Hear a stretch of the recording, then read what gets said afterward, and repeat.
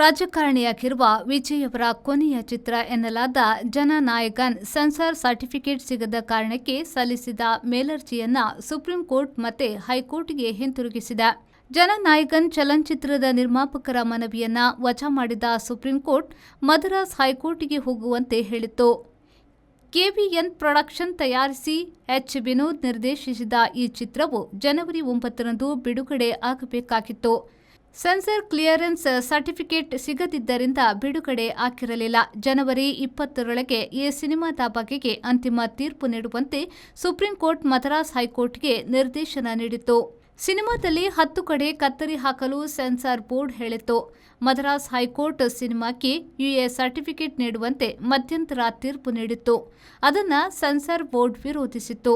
ಕೆಲವು ಅತಿ ರಾಜಕೀಯವನ್ನ ಕತ್ತರಿಸದೆ ಸಿನಿಮಾಕ್ಕೆ ಯುಎ ಸರ್ಟಿಫಿಕೇಟ್ ನೀಡಿ ಬಿಡುಗಡೆ ನೀಡುವುದು ಅಪಾಯಕಾರಿ ಎಂದು ಅದು ಹೇಳಿತ್ತು. ಆಗ ನಿರ್ಮಾಪಕರು ಸುಪ್ರೀಂ ಕೋರ್ಟ್ಗೆ ಹೋಗಿದ್ರು.